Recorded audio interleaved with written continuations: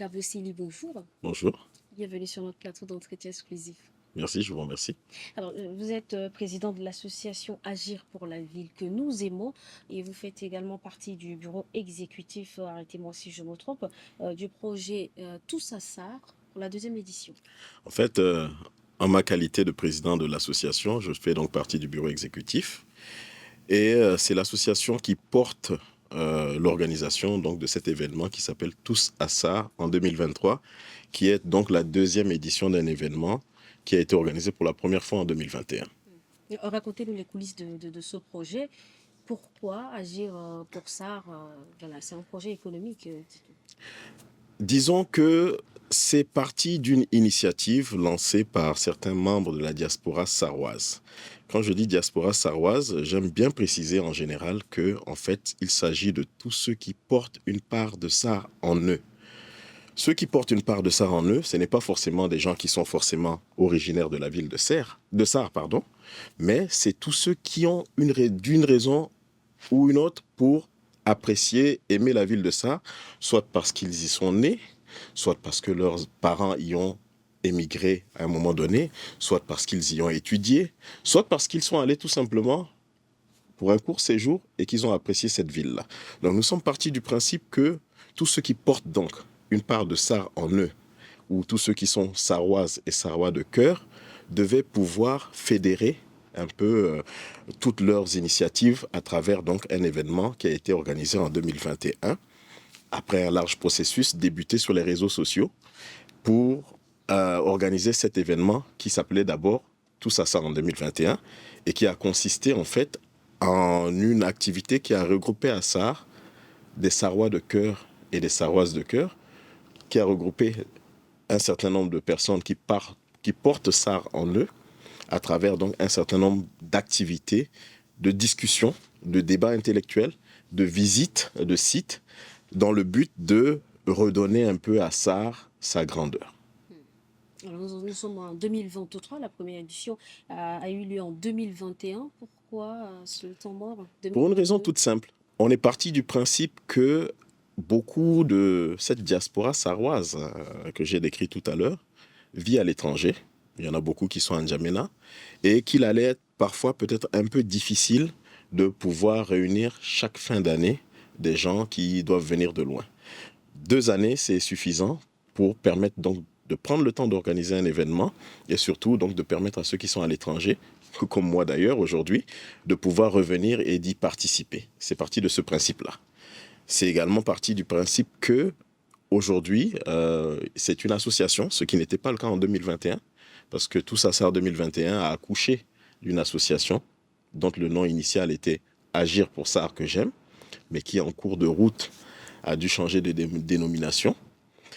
Cette association donc doit se réunir tous les 2 ans pour son assemblée générale. Donc l'édition de 2023 nous permettra non seulement donc d'organiser une activité qui sera le Forum économique de relance de la ville de Sarre, mais débouchera également donc sur la tenue de l'assemblée générale ordinaire de l'association Agir pour la ville que nous aimons et débouchera aussi donc sur le renouvellement du bureau. Quelles sont les innovations pour cette deuxième édition? Pour cette année, nous avons souhaité capitaliser déjà sur la réussite de la première édition et nous avons souhaité pouvoir véritablement attirer vers ça des entreprises pour nous parler de ce qu'elles envisagent faire pour redonner à ça un peu de sa superbe, pour surtout donc rassurer nos frères et nos sœurs sarroises sur ce qui est prévu en termes donc d'activité économique, en termes d'initiative, en termes de perspective. Et c'est dans ce cadre-là donc que le forum économique qui s'y organisera est placé donc sous le thème général Synergie pour une relance économique de la ville de Sarre. À la différence de 2021, où la plupart des sessions et des panels étaient organisés par les membres même de ce qui allait devenir par la suite une association, cette année, nous aurons donc des sessions qui seront animées autant par des hauts représentants donc, de l'administration publique, par des dirigeants d'entreprise, par des Sarrois et des Sarroises de cœur spécialisés dans différents domaines du développement économique, mais qui seront ce forum donc sera structuré dans le but donc de pouvoir déboucher sur des recommandations pratiques qui pourront par la suite être valorisées aussi bien par l'État, par la commune ou tout simplement par des porteurs de projets. Parce que le but ultime, c'est que la jeunesse sarroise, les femmes, les jeunes puissent, à travers ce type d'événement, reprendre un peu confiance en eux et pouvoir donc voir qu'il y a un soutien qui existe, aussi bien de l'État, des partenaires techniques et financiers, un soutien qui existe au niveau des entreprises, parce qu'aujourd'hui, vous le savez, il y a le lancement de la zone industrielle de Sarre qui a déjà été annoncé. Et à côté de cela, il y aura beaucoup d'activités économiques qui devront se développer. Donc l'idée, c'est de montrer aux Sarrois et aux Sarroises que ça reste quand même dans le dispositif et que à travers tout ce qui est déjà en train d'être fait ou de tout ce qui est projeté, elle aura encore plus à dire dans les années à venir.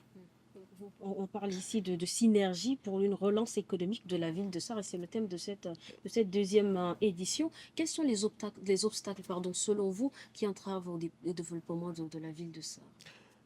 Sarre a pâti, je dirais, de... Je ne saurais pas vous dire exactement. Le constat est là. Beaucoup de gens vous diraient que dans le passé, c'était une ville qui était vraiment au cœur de l'activité économique. Vous savez, quand vous visitez la ville de Sarre, il y a des endroits où on vous montre les ports fluviaux. Parce que, à l'époque, il semble que sur le Chari, donc qui prend ses affluents au niveau de l'Oubangui, il y avait un commerce fluvial qui s'exerçait. Donc avec des marchandises qui venaient du Zaïre et qui arrivaient à Sarre où il y avait des comptoirs grecs. Il y avait des comptoirs français, il y avait des comptoirs grecs. Au moment de l'indépendance, il y a eu également un certain nombre d'activités économiques et industrielles qui faisaient vivre la ville. Coton Tchad, bien entendu, l'ancienne Société nationale sucrière du Tchad, qui encore est là aujourd'hui, la Civite, qui était la société qui produisait de la viande, la Société textile du Tchad. Donc il y avait un certain nombre d'unités industrielles qui permettaient donc à cette ville-là donc de pouvoir maintenir ses ressortissants parce que à la faveur de l'activité qui s'y développait, les gens n'avaient pas besoin de partir et cela créait de la richesse. Depuis quelques décennies, la plupart de ces activités sont tombées en désuétude et la jeunesse a commencé peut-être à perdre un peu de ses repères.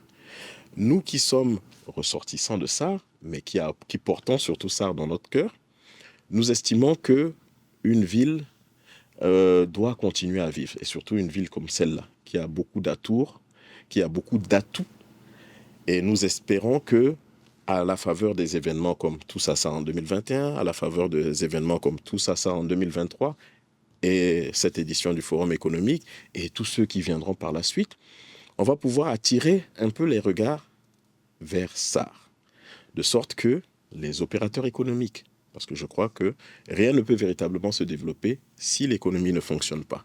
L'État, c'est bien, mais il va falloir que l'État crée juste les conditions pour que l'exercice des activités économiques et commerciales puisse être développé et être valorisé. Donc, notre but, pour me résumer, je pense que c'est d'abord cela.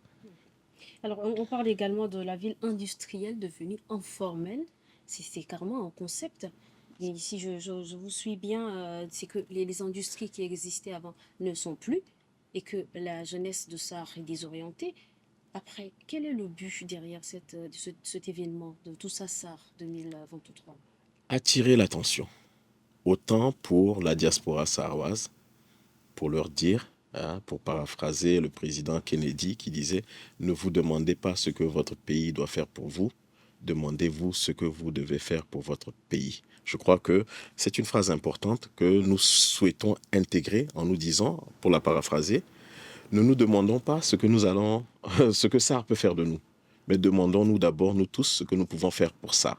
Et je pense qu'au niveau de notre association, le but est d'abord celui-là. Qu'est-ce que nous pouvons faire pour ça? Nous soutenons les initiatives qui sont portées par les autorités, par la commune, par les entreprises, mais en tant que ressortissants de la région, en tant que membres de cette association, qui ne sont pas que des ressortissants de la région, j'insisterai beaucoup là-dessus, nous nous disons que à travers ce genre d'initiative, il est possible donc de redonner confiance. Il est possible surtout d'ouvrir un peu les regards sur ce qui peut être fait par la diaspora aussi. Quand vous regardez ce qui se fait dans des pays comme le Sénégal, comme le Mali, vous savez qu'il y a des anciens villages qui sont aujourd'hui devenus des villes très prospères, tout simplement parce qu'il y a une diaspora à l'étranger qui contribue au développement de ces villes-là, qui finance des écoles, qui finance des constructions. Même si notre diaspora n'a pas forcément ce pouvoir économique, nous pensons que, pris individuellement, si chacun de nous, d'une façon ou d'une autre, ne serait-ce que prend le temps de venir, le temps des fêtes de fin d'année à ça, cela est déjà positif. Mieux, si nous arrivons à mobiliser, comme ce sera le cas dans quelques jours, des entreprises qui ont déjà une présence à ça ou qui envisagent d'être à ça pour nous dire qu'elles prévoient ces entreprises-là, qu'est-ce que prévoient ces ONG-là, parce qu'il y en a aussi, pour créer des emplois, pour créer de la richesse. Je pense que nous aurons gagné notre pari. Alors, on parle de quelle date là pour la deuxième édition? La deuxième édition va débuter du 27 au 31 décembre 2023, tout comme d'ailleurs la première édition était quasiment dans les mêmes dates. Donc, nous nous apprêtons à y aller. Certains sont déjà sur place. Nous commencerons les enregistrements à partir du 26 décembre. Et le 27 est prévu donc la cérémonie officielle de lancement donc de Tous à ça. Et donc dans les articulations de notre agenda, nous démarrerons par le forum économique qui s'étendra donc du 27 au 29 décembre. Les journées du 30 et du 31 décembre seront consacrées à l'Assemblée générale de l'association.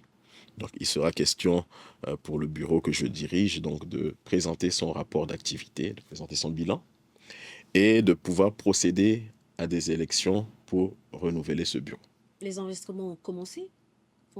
Comment faire pour participer à cet événement où toute personne qui porte ça dans son cœur, comme vous l'avez dit, peut se lever, prendre sa voiture et y aller? Notre souhait, c'est celui-là. Donc, je ne sais pas d'où est-ce que vous êtes vous-même, mais je suis convaincu que d'une façon ou d'une autre, vous avez des attaches avec ça. J'en suis convaincu. Je me trompe peut-être, mais je ne pense pas me tromper. Donc, c'est très simple. D'ailleurs, je remercie Tchad Info qui nous aide vraiment à pouvoir promouvoir cet événement parce qu'il y a un spot qui est diffusé d'ailleurs sur vos antennes depuis plus d'une dizaine de jours. Sur ce spot-là, il y a des numéros de téléphone qui sont indiqués, il y a des adresses électroniques également. Il suffit juste donc de prendre attache avec l'un des membres du bureau aussi. Nous sommes une association, donc nous avons des fiches d'adhésion qui doivent être remplies. Il y a des frais de cotisation et des frais d'adhésion qui sont également prévus, qui sont variables selon la catégorie socio-professionnelle de la personne qui souhaite adhérer. Il revient donc au bureau par la suite donc de vous transmettre donc la fiche, le règlement intérieur et les statuts pour vous permettre de prendre connaissance comme cela se doit, donc de ce à quoi vous adhérez. Et une fois que vous avez signé votre fiche d'adhésion, on vous remettra une carte de membre. Mais cela dit, tout ce dispositif sera complété au niveau de ça, parce que beaucoup de gens viendront sur place. Et c'est notre souhait d'ailleurs, que nous puissions avoir beaucoup de gens qui viennent sur place. Et même sur place, si cela n'a pas été fait en amont, il sera toujours donc possible au moment donc des enregistrements à partir du 26 décembre, donc de remplir la fiche d'adhésion, de payer ses frais d'adhésion, de se considérer comme membre et de participer. La question que je m'apprêtais à vous poser, de vouloir venir à cet événement revient à être directement membre de l'association.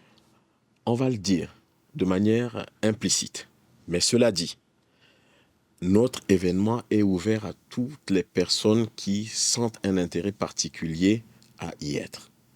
C'est juste pour l'Assemblée générale et pour les élections où il est nécessaire que, c'est la règle, c'est prévu dans les statuts et dans le règlement intérieur, qu'avant de pouvoir être électeur ou éligible, il faudrait qu'on soit sûr que vous êtes membre de l'association. C'est la seule contrainte. Mais cela dit, pour le forum économique, il est totalement ouvert. Et je voudrais même rajouter que pour la première édition en 2021, Tous à ça était ouvert à tous ceux qui le voulaient. On avait lancé un appel à contribution pratiquement une année avant. Et donc, c'est des formes de cotisation des uns et des autres qui ont permis donc de pouvoir organiser un événement qui a été un événement de taille. C'est le même principe qui est retenu pour cette année. Tous ceux qui peuvent s'y rendre, la porte sera la bienvenue. Nous espérons qu'en participant au forum économique sur les 3 premiers jours, 27, 28, 29, cela leur donnera la possibilité de comprendre l'intérêt qu'il y a à faire partie d'une association qui souhaite faire bouger les lignes. Et donc, pour ceux qui voudront rester pour l'Assemblée générale, ils pourront être là également à l'Assemblée générale.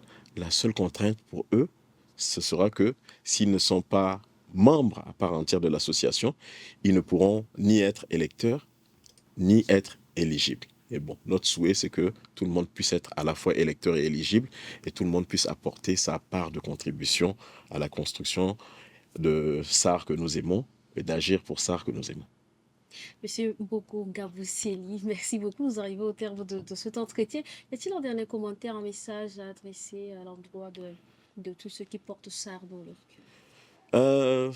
2 commentaires, si vous me le permettez. Allez-y. Le premier, c'est d'abord un remerciement à Tchad Info, mais également à tous les sponsors qui se sont déjà manifestés, je ne les citerai pas ici, pour cet accompagnement qu'ils nous permettent. Et justement, nous souhaitons donc pouvoir les rassurer de ce que ce sera, comme pour 2021, un événement de taille. Le deuxième commentaire, c'est pour ceux qui ne se sont pas encore décidés, de les rassurer que, comme en 2021, nous avons pris toutes les dispositions pour que nos 5 ou 6 journées de travail à ça puissent être organisées de la manière la plus professionnelle, mais la plus conviviale aussi.